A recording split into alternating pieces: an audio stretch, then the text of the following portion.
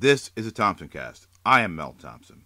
China's exports have increased more than expected in the month of September.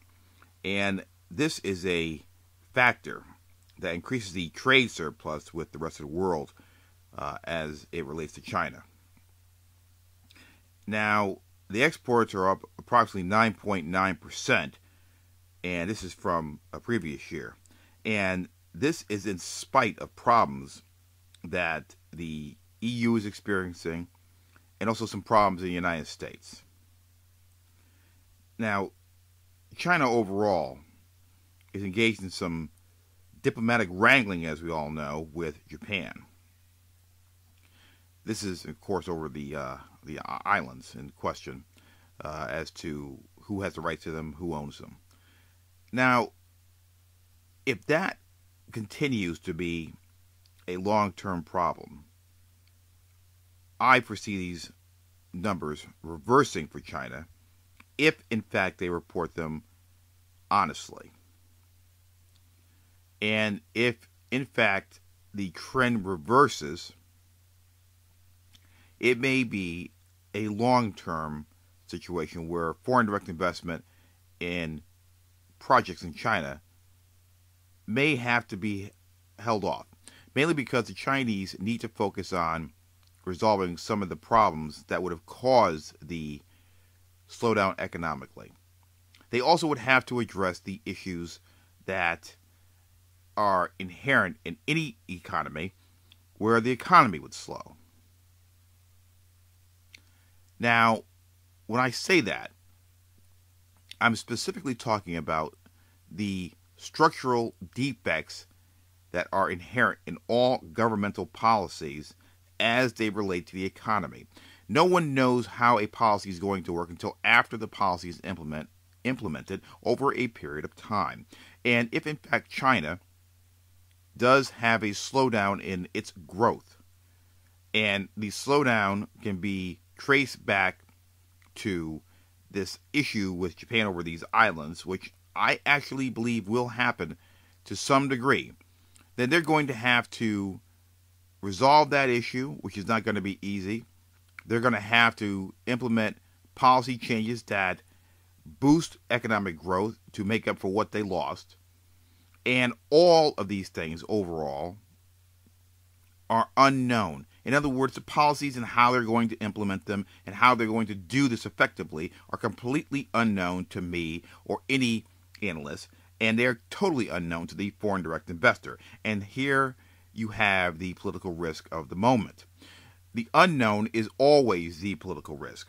Policy changes, whether they are implemented through changes in government, and if the change in government is even through a democratic process such as an election, these create political risk. And that particular risk is the unknown of what's going to happen. And this pertains to even the best policymakers who change policies at any time during a crisis or a non-crisis. When you start tinkering with policy, particularly economic policy, you really do not know how it's going to come out on the other end. So you must do everything you can as a consumer, as a foreign direct investor, as a business to protect yourself in case the policy does not work effectively and in the way that the policymakers intended. And this is where we are now finding ourselves with China. The Chinese and the Japanese must resolve this issue over these islands. They must stop the bickering, and they must come to some degree of terms with this. I understand it's a very emotional situation. I understand why it's a very emotional situation. However, they're only harming themselves because the foreign direct investor looks at this picture in a broader sense, and they see the potential for it going on and on and on. And what that means is that there's never going to be any degree of certainty. A lack of certainty means that there's always going to be a political risk for as long as this wrangling over these rocks continues. And this is something that China and Japan must deal with effectively and quickly. And then you still have the issue of how to resolve any damage that has been done.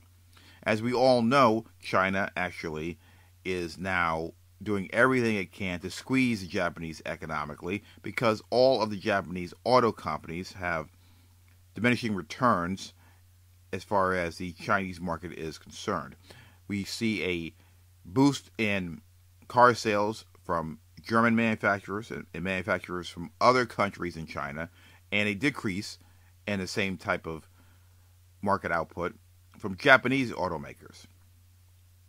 This is just a piece of that puzzle. There are other areas where this conflict is creating risk for foreign direct investors and Japanese businesses overall in China. The long-term situation that I see is that even though the exports in China are up 9.9%, I see that number going down, mainly because of this dispute with Japan. I also see a need for changing policies, particularly monetary policies, after this number comes out a second time and it's lower. I'm not accusing the Chinese of manipulating the numbers or saying that the numbers reported are not correct.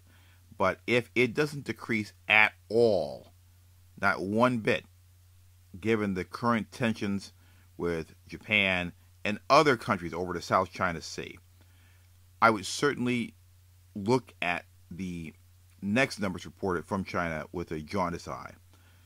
And the overall issues that must be addressed will certainly and have certainly created a degree of political risk because we don't know where the policies are going to go, how they're going to be implemented, and even when they're going to start. This has been the Thompson Cast. I am Mel Thompson.